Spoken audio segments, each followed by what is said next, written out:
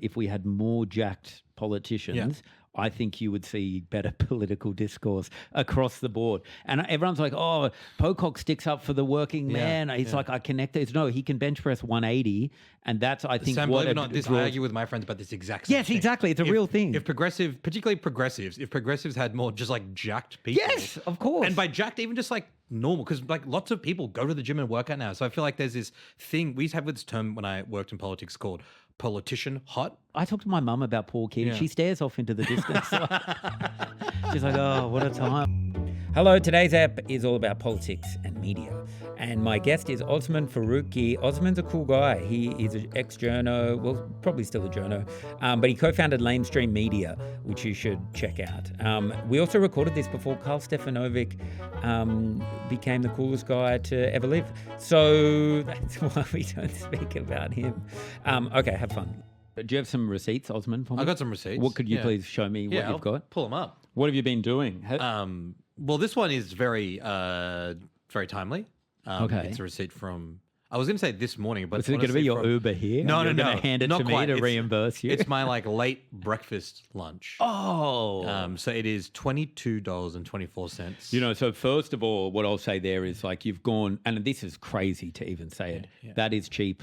And I hate to say that that's already a cheap breakfast. Whereas to me, that sounds like it shouldn't be cheap. But with the breakfast I've been buying recently, that 22 is nothing. Well, I mean, I agree with you. And this is why this is like a favorite of mine. This is a cafe in Fitzroy called Babka Bakery Cafe. One of the oldest school kind of bakery sandwich joints around. There's been this sandwich boom in Melbourne in the last few years. Has there ever been a sandwich This boom? place, the coffee is, this is with a coffee, by the way. This is a chicken avocado lettuce sandwich on the bread they bake in-house. Really? And a soy flat white. $22. It sounds like you're in the country. You know, when you're you're in a country town and you'll see a sign out the front of a thing and it'll say $10 bacon and egg roll plus coffee. And you're like, is this some kind of time warp? And I don't want to blow your mind even further, Sam, but this is the price for when you eat in. If you take away, I think it's like $2 cheaper as well. Wait, what? So they changed the price depending on your I think just location because of they're consuming factoring it. in like the service and the cleaning of the dishes and that kind of a thing. Can they do that? I never understood. I mean, they can do whatever they want. But that I've never even thought. This is like, it only hit me the other day that on Uber Eats they're charging more to deliver it to you than you pay for it in the store. That's like a red pill moment for a lot of people. Oh, is it ever? You're like, maybe capitalism isn't the way forward. Yeah, crazy. So what's it called? Babka? Babka, B-A-B-K-A. I think it's like an Eastern European joint. Yeah. The guy that runs it, Chris, he sort of took it over from someone who ran it for a very long time, but he's kept kind of the traditional sort of baking style. Are you going there regularly? Yes, I live pretty close. I work from home a lot, and it's like a go-to if I haven't sorted out my food at home or I'm just looking for something reliable and quick. It's the place that I check out. And do they know? So you walk in and they're like, they know your coffee. And and with the greatest of respect to Chris, and this is a good example, right? Because I was like 7 minutes late to this record. He's a lovely guy. He loves to chat. And I was like, hey, man, I'm like in a bit of a hurry. Can I just have my sandwich? Yeah. And this is a bad thing to complain because it's great hospitality. Right? Yeah. I mean, the prices are fantastic. But even when you're in a hurry and you say that, Chris he's a nice guy, wants to talk. Yeah. It's the only tiny little... Yeah, well, there's just too much community at this place. He's too nice. Awful. He's too generous. God, you'll feel like you're connected to a human being. Don't go if you want that. That's why it's so cheap. I regret saying that. Yeah, you got to pay more if you want to be detached from society. It actually is like an Uber when you can choose not to talk to someone. Yeah, totally. Just choose the exact preferences. That is great. That would blow my mind. I've found myself of late going insane. I've quit vaping and I've been telling everyone about it. No one, thank you, actually. No one is saying that to me. Everyone is being very much like, you were vaping? Yeah, right. Or like, people are like, why are you vaping? A guy said to me the other day, he goes, we're in a golden age of cigarette prices in this country. It is true, though. People I do know that started vaping and now like, screw that. Why not just like smoke? It's cheaper. Well, that's what, everyone is just like, why would you just So have you done that? Have you moved to the cigs? No, I think I'll reward myself with a cigarette in 6 months. Okay. But I think I'm out of the nicotine game. I was doing it too much. Like I was in bed vaping and like the first thing in the morning, last thing at night. It wasn't like that for a long time, but at the end it was. And then I was like, I'm out of the game. The point is I've lost my mind. Like I've gone crazy. And if what was the guy, Chris, was that his name? If he was taking too long with my bacon and egg roll, I could have seen myself. Only me in the last few weeks. Normally I'm a very chill, placid person. Absolutely cutting sick. In my head, I wouldn't have said anything. Yeah, of course. But I would have been like, this motherfucker doesn't understand what the fuck I'm going through in my life. I need to get out of here. Yeah. And, you know, plotting to maybe end this business. So normally the vape, that would just calm your mind in that way. Well, I guess so, which is, what does that say about me? I go outside vape and I come back in and I'm like, Chris, you're the greatest guy in the community of all time. Okay, that's great. What else have you got? Next one is slightly more serious and maybe might elicit like a big conversation about the state of the world and, you know, the government spending and that sort of thing. Jeez, what is a donation to a mining company? It's a $305 payment to St. Vincent's Private Hospital. Okay, wonderful. Yeah. And I was trying to find stuff that wasn't just food expenses. I realized going through that 99% of my expenses are food, coffee, beer. Totally, because I was going, when I was like, it'd be cool to see what people are spending their money on. Yeah. Don't get me wrong, it is interesting being like, oh, $22 at a cafe or someone had sushi, but then you're just like, God damn it, it is all, the price of just staying alive. Yes, exactly. The cost of living, as they say. Well, yeah, but the cost of living, it says so much that it means nothing. But then when you're like, oh, wow, no, there is a price. You could put a price on every breath we're taking. Yeah, I mean, the vapes in particular. Well, yeah. Well, then, my life's getting cheaper, then, I guess, if I'm vaping a lot. So the hospital, $305 at the hospital. Yeah, so I won't get into the boring details, but have had some sort of need to get some tests and things done lately. Right? All good, like nothing drastic, but just good to kind of figure out. You get Testing older to see if you're the coolest guy alive. The doctor sent you there. And this might sound really naive. You might know a lot about this. Probably a lot of people listening are going to say this is how healthcare system works. But getting tests done, if you do it for free in the public system, they're basically like, they call you up the hospital and they're like, look, I'll be honest with you, it's going to take 11 months to get this test done. Yeah. Because the wait list is so big. Yeah. You should just go to the private and like, we'll give you the number and it'll cost you this. You should just do it. And you're faced with this thing of like, okay, well, I don't want to pay $350, but I also want to know if I've got a serious life-threatening illness. I don't want to wait 11 months. And then you do one of those and it adds up and all of a sudden you're like, okay, good to know what's going on. Good to know I'm not super ill, but I have now over the course of 6 months dropped like thousands of dollars on something that Australia is supposed to be free. Right? Like we're very proud of our allegedly free healthcare. I mean, Australians are so proud of their Medicare system to the point where it's like I've been overseas with Australians and they've just been giving it to these poor unsuspecting Americans about our healthcare system. Like Australians take on this weird, it doesn't matter what side of the political spectrum in Australia they stand on. If they start talking to someone that doesn't have some our kind system, of, it's crazy and being like, you don't understand, I can go to the doctor, I don't pay a single thing. When are you going to the doctor and not paying a single thing? I've not paid for the doctor for like 10, 15 years. Like I just accept it's like $60, $80. Totally. And if you do go to one of these places that is like solely bulk billing, you can see the doctor like looking up on ChatGPT what's wrong with you. Like the level of care drops immensely. Yeah, and it gives you 4 minutes because you just he's just churning them through. Hey, thank you for coming. It's nice to meet you. I've never met you. Oh, absolutely. But I've seen you around quite a lot, like online and doing fun stuff. I kind of wanted to talk to you, I guess, today about media and politics. Yeah. And kind of how those two intersect. You run, this is Harry's words, by the way, the website and the podcast you run, Lamestream. Yes. He described it as a cool person's media watch. Ah, that's kind, I think. Is that kind? Yeah, I think so. Yeah, but do you like the TV show Media Watch? I do like the show. I mean, I've had love-hate relationships with it, I'll be honest with you. Have they taken you down before? I've been like the instigator of takedowns more than I've been taken down, if that makes sense. Yeah. So I've had former hosts of Media Watch be like, this guy did good stuff and these other people ripped it off. Yeah. There was one particular episode, I wasn't taken out, I wasn't like in trouble for plagiarism or anything like that. Yeah. But I was in a bit of a scuffle with a high-profile, pretty far-right politician and they referred to both of us as blowhards. And I'm like, well, he's a blowhard. What's a like just like a loud, annoying, kind of arrogant sort of a guy. God, it's not a great. Say something like meaner or something that cuts through. Well, my thing was like, he sucks. I don't suck. Don't put us in the same. Yeah. I see what you're saying. Yeah. So love-hate relationship, but I think it's a good and important show. Yeah. Okay. Do you like the idea of like the thing I love about Media Watch, and I guess kind of when you're a media observer and you're able to like fact check and like look into things, is that it's kind of like what I like to do anyway, because you're just kind of criticizing. I know exactly what you mean. Yeah. Like there's something fun in it where it's like you've been given the subject matter and then you have to be like, I don't think I would have done it that way. Yeah. And then you get to unpack that. Has that always been something you've been interested in doing? Look, that is the bit that is perhaps the most fun and in a way the easiest. And with with my career and probably how I started, it was very much that, in the sense of like, rather than doing my own kind of reporting when I was first getting started, looking around and being like, that sucks, that sucks, that sucks. Yeah. And it is quite rewarding and fun to just say what is bad, right? And why you think it's bad. Eventually there comes a moment though where you're like, all right, fair enough. I'm saying what's wrong with all these things, but what do I think should be done differently? And can I perhaps do that myself? Yes. So that's interesting because you have been on the other side where you've been producing the stuff, daily news, turning it around, producing it, getting it out there, journalism, I guess, in all forms. Yeah. So it's not like you're just, because I like that, I'm not a journalist, but I still like the idea that I would like to just pick a holes in what news people are doing. But I guess you have to have some kind of resume where you're like, I've done it.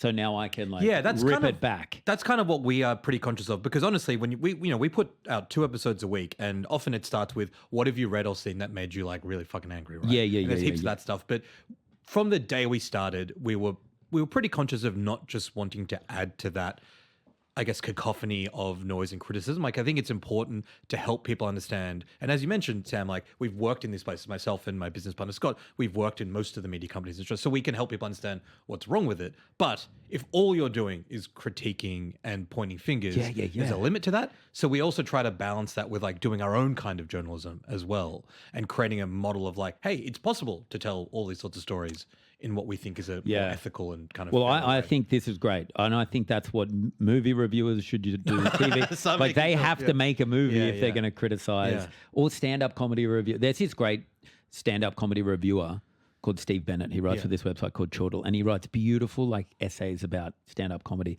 that, quite frankly, do not depict what stand-up comedy is like. It'll be like you'll be talking about like shitting yourself, and he'll write this beautiful 1,200 word piece on it or whatever.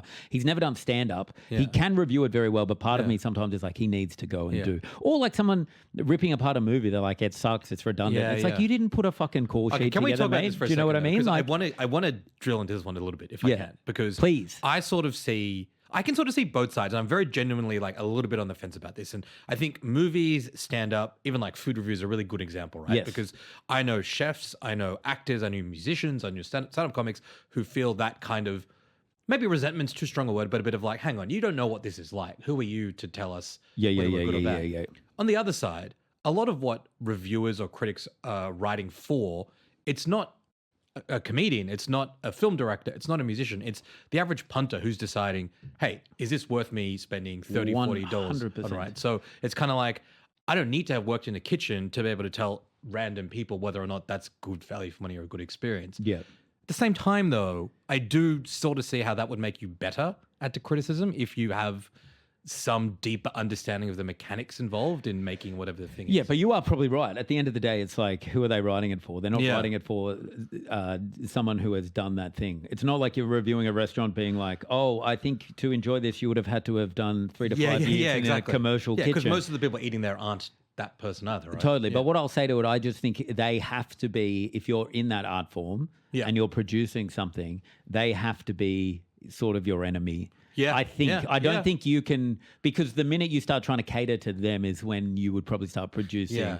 Like the minute I can't speak for chefs actually, and hopefully we're going to try to get a chef, aren't we? Yeah, but like I feel like if you're doing it for reviewers, then it would kind of it's a bit of a dead end if you're reacting to that sort of stuff. Yeah. But I mean, I give out I get it as well. I mean, comments, Google reviews, podcast reviews, that shit drives me crazy, which is kind of ironic as someone who does spend a lot of That's their what I life. mean. Yeah. It just sucks on either side. Sucks, man. But Totally, it's all part of it, because I like hate reviewers or whatever, but I will read reviews of everything. I just think sometimes all reviews should start with he's a legend. Well, kind of. Yeah, no, I'm with you. I'm totally with you. Yeah. Kind of, or just be like, hey, well done for putting something out there. Yeah, it takes a lot to even do that. Exactly. Well done. In the next 800 words, though, I am going to tear it to shreds. And I think that would be nice if we did it. I agree. We got a review on our podcast the other day, which was someone who just said, look, great stuff, but my issue is with the host's banter, and they put banter in quotes. And I'm like, I mean, it's literally banter. Even if you don't like it, don't put it in quotes. Yeah, you can't. Banter is just banter. Exactly. It can't be like, oh, there's levels of banter. I hate this. People do this on, this is so off topic for what I wanted to talk about, but like I watch a lot of like like Love Island. Have you ever seen this dating show, Love Island? And they talk about banter as like, this is what they look for in a prospective partner. English people in particular, it's all they want. I love it. It's got good banter, mate. Good banter. It's like, there's no levels. Banter just is banter. It is what it is. What are you trying to say? You can be like, someone is funny. They have traits of being funny, or they're maybe a deep conversationalist, or they want to talk about things. You can't just say they're banter. Yeah. It's like, there's no banter Olympics. 100%. Yeah. Yeah. God damn it. If we want to pull that thread, I'm happy to go on that one, but we've probably got other things. No, I'm just, the vaping thing. I sometimes lose it. Okay, so this is very broad. What is wrong with Australian media's reporting of political issues today, or just politics in general? And these are like, I used to work on a show that did a lot of politics stuff, and I don't know. But like I guess we would get criticised a lot, but I was also in a different part of it. But I thought once I started on the show, I'd be like, I'm going to see how everything works, and I still have truly no idea. I mean, I think there's an interesting place to start because we're talking about the project, and that doesn't exist anymore. No, and I think if one of the things that I think is probably the biggest problem with the media landscape in Australia is just how little there is in it, right? Yeah. And I think like before we talk about program-specific stuff, if we just zoom out and look at the number of media outlets that exist in Australia, it's not that many. We have the second most concentrated media market in the world after Brazil, right? Yeah, right. And so there's just so and it's getting few, smaller, isn't it? And it's getting smaller, exactly. Like, when you and I were growing up, we had like the Sydney Morning Herald, The Age, those kinds of papers. They were different independently run media companies. Yes. Canberra Times, Regional Web was part of that. Channel 9 was this different network. Channel 7 was a different network. Now Channel 9 and those papers are They're company, one big thing. Right? Also, not to mention like the demise of like regional newspapers. They've just been kind of absorbed into, they might have been owned, by over a bigger masthead, but now they've literally been absorbed to like either not exist, or they're just like some kind of like, I guess, side page on another totally. They're a tiny little bit. Yeah. And even like regional radio and TV. There are totally. Like regional radio bulletins used to have regional journalists who lived in those towns who would tell local stories. Now they're all centralized, and it's one person out of Melbourne or Sydney who sort of broadcasts it all. So there's this, I think, a really big problem of just there being not enough people telling specific stories to where people live, but also not having a diversity of perspectives and interests within the media landscape. And that's like just channel-wise. Channel 10, if we're going to talk about the project for a second, when the project was still on air, Channel 10 was an independent Australian-owned media company, right? Now it's owned by Paramount, which itself is owned by CBS, which itself is owned by one of Donald Trump's best friends, the billionaire Larry and David Ellison family, right? So you're just seeing these things slowly get swallowed up. Channel 7 and Southern Cross Austereo, which runs like Listener and all those podcasts, they have now merged. Gina Reinhardt has just bought a chunk of Channel 7. So I guess the point I'm trying to make is that these companies keep combining. They keep being controlled by a smaller group of very, very wealthy people. And I just don't think that is great for us as regular people trying to understand the world and the politics. Well, it's definitely not. And I guess the question is, so what does that do to Australian politics? Because like we're in this crazy place now where it's like it's more disruptive than I've seen since I've kind of been alive, I guess. And it's equal parts exciting, but it's equal parts terrifying. Yeah. And I can't tell if as a society we're more politically engaged. Like, who was I talking to last week about how like I have never seen so many people have an opinion on the budget before in my life. All of a sudden people are doing POV videos being like, I think you'll find that the tax percentage is like, what are you nerds all talking about? This was for like 1% of society to care about, and now it's like everyone is pretending they watch the budget all the time. And so I can't tell, like I don't know if it's a good time or bad time, and what effect has like this kind of decentralization of like, I guess, the media like done to the way we're consuming politics, or maybe the way we're voting. Sam, for someone that you've caught me at this funny time in my career and my life, right? Because someone who's quite notorious for having very strong opinions on this things, is right? awesome, yeah. But you've got me at this time where on a bunch of questions like the one you've just asked, I kind of don't totally know, right, whether it's good or bad. And I think maybe it just makes sense to explain which bits I think are good and which bits I think are bad. That's a great way to do it. Yeah. So I think the best bit of this moment and this fragmentation and the gaps that have been left is that they're being filled by other people, right? Yeah. Like you and I talking here in the studio, exactly, making a show like this, awesome, is something that wouldn't have happened 10 years ago. Exactly. Us creating Lamestream, the existence, the proliferation of so many smart, interesting people telling stories in a way that they think younger people want them to be told. That's really great. That is cool. And that could only happen because the field was vacated by others, right? Yeah, by these trad media dogs. Yeah. They're gone. So that to me, our time now. That to me is the most obvious benefit. But I think there are drawbacks to that. And Okay. I think one of them is something I think you're alluding to, which is that everyone is sort of consuming their own media that they think aligns to their worldview. This is not a radical take, this idea of bubbles and vacuums, algorithms, but it is real, and it means that you have even people within households, within families, within like work groups and stuff like that. It's like, well, I listen to the Two Worlds Collide podcast. Oh, right? that dude, Yeah. man. Yeah, Evil Sam. As Oh, we call him. is his name Sam? Yeah, his name's Oh, Sam. fuck Sam me. Bedford, What sorry. I got to change my name. For whatever reason, he is like popped into my algorithm. Like, I guess I'm a straight white guy. It makes sense. It would dip in. They would be like, let's see if he wants a bit of this. Yeah. But, hate watch it or watch it out of a lot of confusion. Yes. And now he's just in there a lot, and I'm hooked on everything. I'm like, this is the dumbest guy I've ever seen. I know. Like the audience is big. The audience has blown my mind how big it is, and the audience don't think they've just been captured, and then like you said, I know it's not a hot take, but they're just there, and they're like, this is what it's all about. Yeah. This is the news. Totally. And I think even though it's not a hot take, I think people still don't always understand or have a lot of experience around like what the practical implications of that are, and by that I mean like, okay, so you've got your people listening to Evil Sam, you've got your people listening to Less Evil Sam or Lamestream. No, wait. Come on. You got to say Good Sam. You got people listening Sam. to Good Sam. Morally superior, ethically, morally great Sam. Yeah, absolutely. Good Sam. Yeah. But then what does that mean when it comes time to the budget's a great example, anything election time? It's like you can't even convince them. The whole idea of politics, right, is that people have different perspectives, parties, candidates have different policy ideas. They're allowed to do that. That's democracy. They argue for them. They try to persuade you. You watch debates, you question candidates, you get the leaflets or whatever, and then you make some sort of response based on what you think. But the entire fundamental grasp everyone has on the world is so different, right? It's not even like, yes, we want government to be run well, and I think cutting tax is a good way of doing it, and I think taxing more to invest in hospitals and schools is a good way of whatever, right? But people are like, I don't even believe in the existence of government, right? Oh, totally, yeah. I actually think that I do believe in government, but every party trying to run it is corrupt. How do you even meet those? How do you mediate Well, those ideas? also, it's just like because people are so filtered in on their thing, they think politics is just about one. So someone will be like, I think we are paying too much income tax. That could be one person's argument. And the other person will just reply with, but Indian people are coming to the country. And you're like, what the fuck are you? What kind of a debate is that? It's like a wall arguing with a plant. Yeah. It's just like these things there's no point. And I think the thing that is starting to concern me the most is it's not just about politics. It's actually about how we interact with one another. And I'm sure you've noticed this as well. It's friends of yours. You don't think you're talking about a political issue, but all of a sudden it's like, hang on a second. And this is actually not something that's happened to me, and it's maybe an extreme example, but even ideas around like the earth being flat and these kinds of things. But these are ideas that are like weirdly and like, dude, every time I sit down with a friend, I'm like, what do you think about this earth flat business? Or dinosaurs not being real. Like Carl Stefanovic was like doing a weird bit on this. So what about dinosaurs not being real? Like people think dinosaurs are just like a fake thing, conspiracy that or rules. whatever. That's got to be one of my favorites already. I could get behind that. Hollow rock theory? Hollow rock, yeah.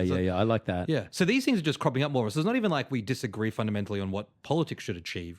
We disagree fundamentally on how the world physically exists. Yeah, and that's going to be a problem. To quote Waleed Ali, he goes, algorithms is the death of democracy. Yeah. Because it's just for that reason, where it's just going to splinter us so much that, you will be able to have you would just be able to say, I don't think you're real. When someone poses a question to you that you don't like, you'll be like, you're not real. And then I guess, I don't know what you do. Totally. And I think the problem I get with this, and this is why even though I articulated all of those issues and I think they're problematic, I don't know what the fix is, because I don't think it's just going back to what we used to have. You could argue that it was great back in the olden days because we all used to just watch these channels and we all had the same worldview. But sometimes they were like wrong. I often think about the Iraq War as a great example where they all lied to us. That was also really bad. Yeah, that was bad. So how do we get back to some? Well, you got to think sense, but it's not. Yeah.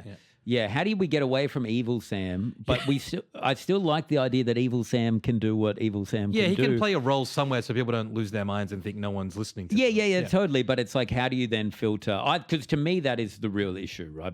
And I guess this is what you're trying to do, it's like, how do you kind of filter the good and the bad as opposed to like just letting it all just wash out there and just kind of come to me in my algorithm and I'm just there doing it. I don't know what the answer is.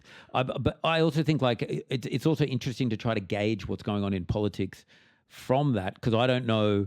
It's like polls to me are irrelevant. Yeah. I mean, it's very interesting to see this whole One Nation thing. We're like, they're the most popular party in the country. Yeah. I'm like, are they? Yeah. Like, are they really? Yeah. Or is it just like you just are getting a vibe and then they kind of did well in a certain poll.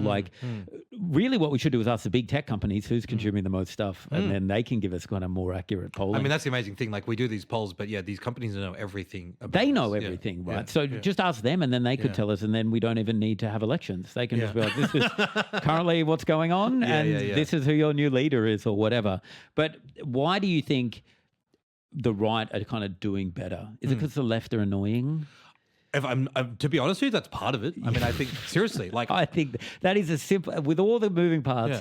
The best I can come up with is like, well, the left is a bit annoying, and I'm on the left, but I just think we're a bit annoying. Yeah, I wouldn't say that's the primary thing, but I do think, and I say this as someone who part of the left, and probably a lot of people think is very annoying, and have said things that probably annoy them, but I do think part of the problem is that when most of the people think of the left, they don't think of what the left used to be, which was we stand for like making the world a fairer place. Totally. We want people to have more access to do what education you want. and housing and all that sort of stuff.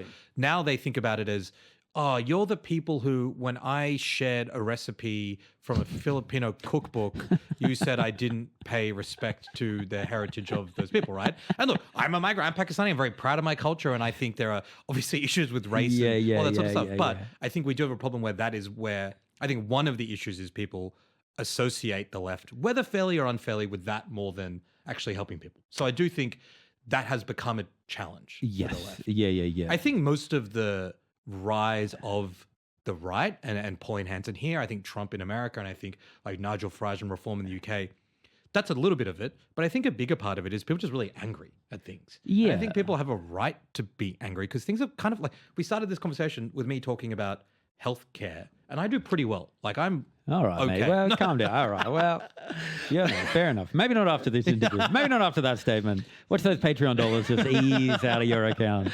That's pretty well is maybe the wrong way of saying it. I do okay. Like my point is that I'm not like, I don't have a mortgage and 5 kids and whatever. Yeah, okay. And I still find it difficult to go to the doctor, to go to the dentist to get totally. Yeah. If I'm like slightly less well off than me and I've got kids who I've got to pay for their education, uniform and whatever, and my mortgage is going with the interest rates, I'm pretty angry at the system, right? Yes. And that anger, you look at like 10 years of Liberals under Morrison and Turnbull, and you're like, that sucks. And you look at the last 5 years under Albanese, and you're like, well, my life hasn't really gotten better. Yeah. You're probably pretty pissed off. And you're like, well, okay, that lady says that she hates these people. Why not give them a go? Yeah. I think there is a big part of that's going on. I think so as well. And don't get me wrong, I don't think it's like I wouldn't want to channel my anger into the right, which a lot of people are doing. But I get that it can be an appealing thing because you're like, it strips back everything, and you're like, I'm speaking directly to you, and you can be selfish here. It's a seductive argument, right? It is a seductive argument.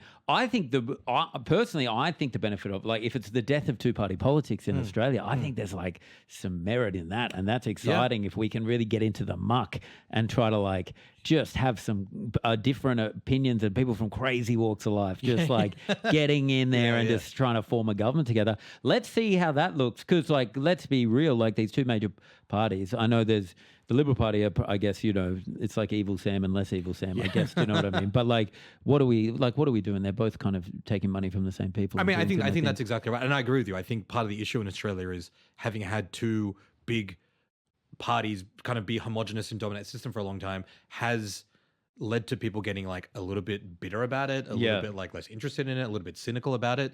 And the best way to counter that is to allow there to be, kind of like the media, to allow there to be a diversity or plurality of different voices and perspectives. I think the bit that's scary for me at the moment is most of that frustration and the desire for change is being funneled to some pretty extreme characters like One Nation. Yeah. But overall, I think the answer isn't just to go back to the duopoly. It's to like figure out a way to allow all the different kind of visions or ideas and thoughts people have about politics to come through. Exactly, yeah. Why do you think people in the media don't hold politicians, and this is a question I more had that when I would just sit on the desk at the project and I'm like, why don't we just say, can you shut the fuck up, please?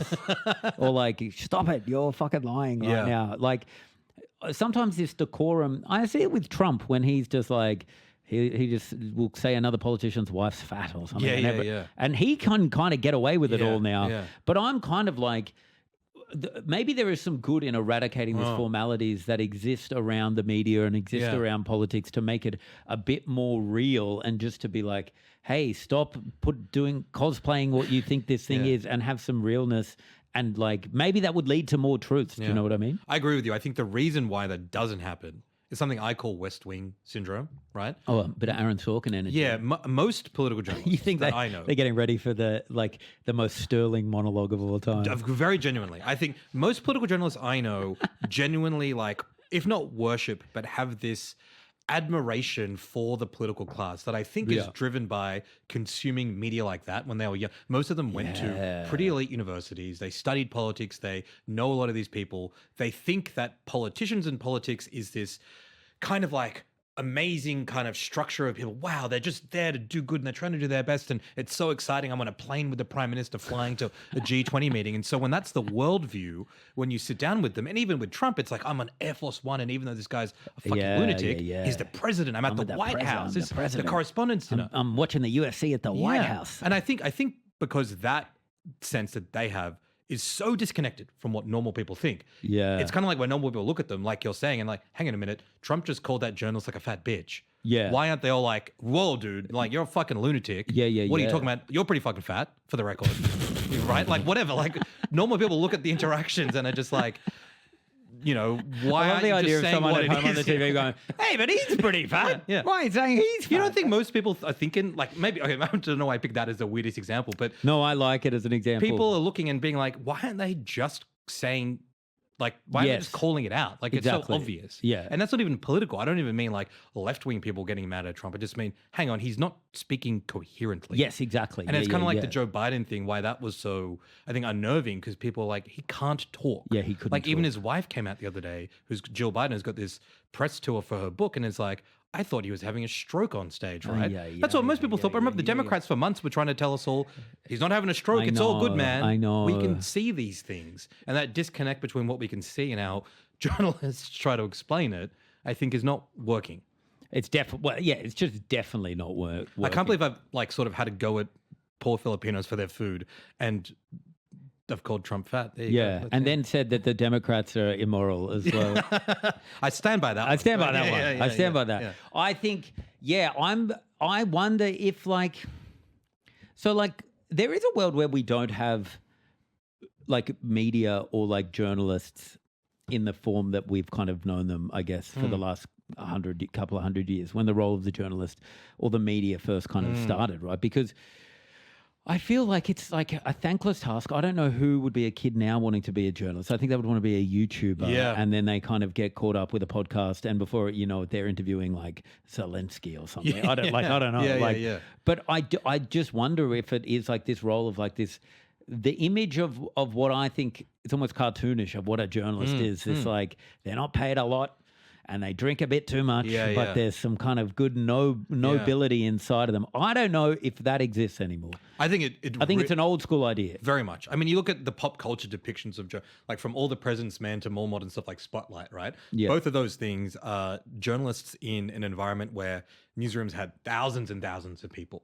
That was the primary way you found out about the world was by reading the Washington Post or the Boston Globe. And a story would break. Exactly. And they would pick up a landline thing and be like, they would say something, then everyone would spring into action. 1,000,000%. Actually exciting though, right? It was really exciting. Yeah. And that's the kind of stuff that made probably my generation of people want to be like, this is great, let's do it. And don't get me wrong, a lot of that stuff is still happening. I think about Nick McKenzie at The Age doing the He's doing amazing stuff. Yeah, but that is more and more the I'm very unfairly treating a war hero, by the way. I am surprised at how many younger people I meet or get emails from who do want to do journalism. And I think it's because they're probably like kind of freaks like I was, right? They I think so, yeah. And I think they want to learn, right? I think this is the thing that journalism, studying it or working in a newsroom, it teaches you things that is hard to do if you're just a YouTuber or an Instagram creator or a podcaster. How you report on things, how you build relationships, how you interview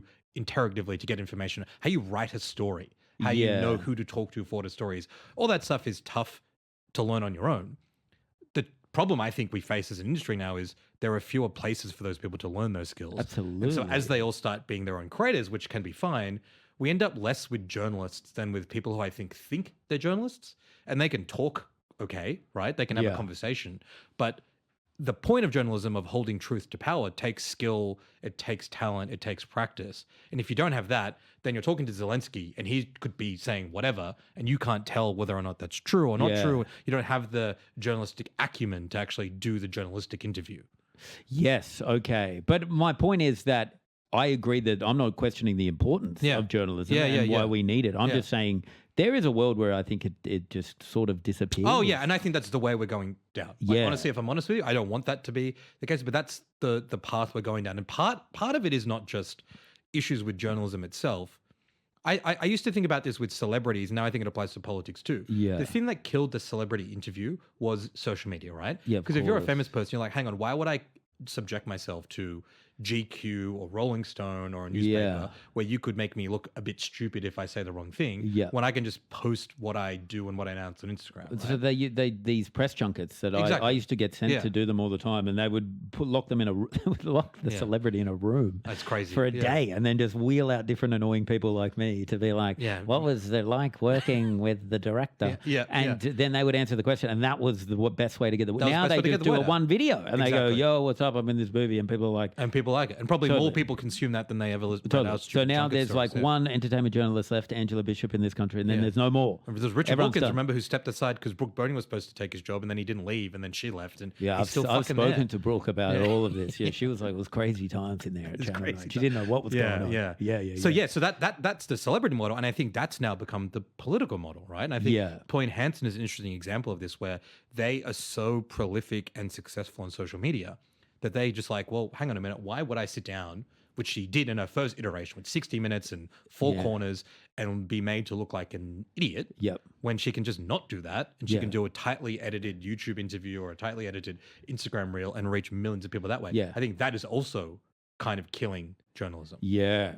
Well, I guess that kind of leads me, and I wanted to talk a little bit about Zoran in New York, because like that's a fascinating example of like, I guess doing the Pauline thing, but like doing it in kind of maybe a bit more of a creative way, and starting like, I guess a kind of, it felt like a grassroots movement. I don't know what was going on behind the scenes. I've watched a bit of his like hip hop stuff, and I've got to think that maybe MC Cardamom. It's like, I mean, it's not that bad, but it's like I've got to think that his whole thing is a bit fabricated, and like very well planned. I'm a cynical guy, but I do like kind of like his motives, and I'm behind his ideologies. But you know, whatever. He's now the mayor of New York. He's like whatever. He's an evil politician, if you ask me now. Like, what do you think about? Is that the future? Like, there's all these old guard still in the world of politics, right? And there's, these faction guys, and there's these like whips, and there's these kind of people that are pulling the strings in political parties. But is that like all outdated, and we just need to now look to this new brand, which is like, someone with a whiteboard planning out a social media strategy, and like, we're going to be around, we're doing a good 3-second hook, and that's what politics is now. Yeah, I mean, I think so. And I think you're kind of right to be cynical of Zoran. Like, politicians, right? Even ones that we agree with. Yeah, of course. Yeah. They're all, in my opinion, psychopath, power-hungry monsters. I don't care where they sit on the political ideology. It's like, if you were normal, you would want to come to a cafe with me and like laugh at these people. Yeah, the least normal thing in the world is to want to be a politician. Absolutely. Right? I think that is very true. It's crazy. Like, if you ever met like at uni, the people that get deep into like, they join the Young Liberals or something, or the Greens or whatever. I'm just like, I was one of those people sucking a test firsthand. Dude, look, you've come out the other side. Like, I'm not. Totally. Look at you now. You're doing very well for yourself, right? Yeah. But I can afford to get my tests exactly. Done, You've got to get out of the green system for that to happen.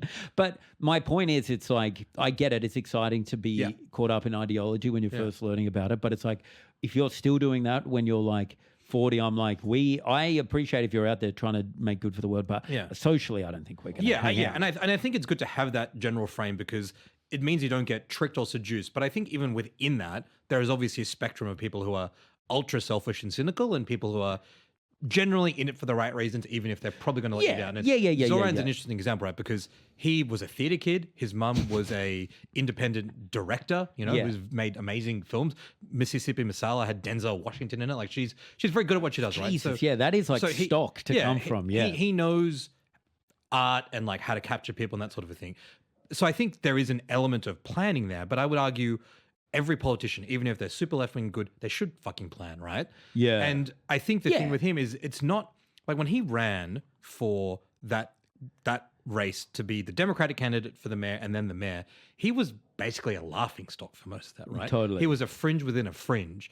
And within the Democratic race and then in the general election, he was up against very, very powerful interests. So I think there's strategy, there's planning. Yes, there's a little bit of like, you're pretending to be a bit more grassroots perhaps than you are. But at the same time, I think he genuinely was the outsider who kind of ended up winning that election. Yeah. And I think it's an interesting blueprint for how, the future of progressive politics goes. Well, yeah, I mean, it's interesting as well in Australia looking at like what Pocock's doing. And you could argue it's a similar thing. He's really using social media well. And it does feel like he's using the fact that he's incredibly jacked very well, right? That's his thing. I literally was in a conversation this morning today about if we had more jacked politicians, I think you would see better political discourse across the board. And everyone's like, oh, Pocock sticks up for the working man. He's like, I connect this. No, he can bench press 180. And that's, I think, Sam, believe it or not, I argue with my friends about this exact same thing. Yes, exactly. It's a real thing. Particularly progressives, if progressives had more just like jacked people. Yes, of course. And by jacked, even just like normal, because like lots of people go to the gym and work out now. So I feel like there's this thing, we used to have this term when I worked in politics called politician hot, right? And basically it was that politicians generally are not like attractive people. No. But if you just look at them, then you can be like, oh, I guess that guy, his hairline's not totally receded. 100%. And so it's like, okay, you can convince yourselves that they're attractive guy. But if you had like more Pococks, more Mamdanis, right? Yeah. That's a nice way to appeal to people. I think so. I think that's why people still kind of fawn over Paul Keating. Yeah. Like he was a great public speaker. Yeah, and he wore 6 suits. He kind of looked... he kind of was hot, I think. Yeah. Like, and so I talked to my mum about Paul Keating. Yeah. She stares off into the distance. She's like, oh, what a time. Like he had the whole nation just wrapped around his little finger. Absolutely. He floated the dollar for God. Like this guy could do whatever he wanted, you know? Yeah. So I do think there needs to be more hot politicians in the left, or just like go to the gym more. Exactly. Oh, I mean, Zoran's an interesting example where like I think Zoran's like kind of hot. He's definitely, he's not necessarily jacked, but like he's cute. He's got a nice smile. He wears good clothes. Exactly. He's charming, right? Yeah. I think the idea is just like find something that makes you relatable. For Pocock, it's like I was a wallaby, and I post videos of myself working out. For Zoran, it's like that's not going to work for me. But I smile. I'm nice. I understand how you live. I eat halal carts late at night. Totally. Like, just do something normal. Yeah. And it does. I mean, it cuts across. Sorry, when you said you started talking about Pocock, I just you looked literally started thinking about a video of him doing Tough Mudder, which I saw, and he's like the ones where he like lifts the rocks. I know. Him. The guy rules. And it just works, man. That's the thing. It does why work. not Of course it works. We're talking about it. It's built his profile. Yeah. Mate, thank you so much for coming in. This has been awesome. I would like to ask you, what do you think, like, for you, right? Because you're kind of now in this cool position where you get to kind of comment on things, but like you have your own political beliefs, I assume, unless you've kind of, whatever, I don't know, gotten rid of all of them. I don't know. But like, is there anything that like, you feel like 5 years ago, you said before, you were like in the Greens, like at university. Yeah. Is there anything now that you look back on that you would like roast yourself for politically? That's really when you were good young? Question. I mean, I was really involved when I was younger in the Greens as a party. Yeah. And I don't know if I would I don't want to be too regretful because I think, and I don't want to get too philosophical about this. I do think everything we do now is sort of a function of what we've done before, right? We're all here because of all the things good and bad that we've done previously. So I don't want to say I would erase that, but I do look back and be like, man, it's pretty cringe as like a 21-year-old, instead of like going to the club, spending like my evenings in RSLs and town hall rooms with a bunch of boomers debating like housing policy. Yeah. In a way, look, that taught me a lot about how politics and stuff works, and I'm helpful for that. But I'm like, man, I should have just like, back when the cross was still around, just gone there way more, you know? Yeah. I'm making up for lost time now. Yeah, still going to the cross. Yeah. And like, guys, where'd everyone go? What's going on? What's this cool apartment building that's going on? That is such a beautiful statement, I think, to say. It's like, go out and party. You don't have meet to... people, live your life. Yeah. Make mistakes. That's how you learn. Yeah. Do you think you would have learned more? Do you think you still would have ended up where you are now if you hadn't done the? I think so. I think I've always just like Town cared Hall about stuff, and I might have taken a slightly different route, but I think so. Yeah. Okay. Anyway, that was great. Thank you so much man. for coming in. Thanks, Sam. Clap yourself as well, please. Rock and roll. Clap. Bravo. Thank you. What a podcast.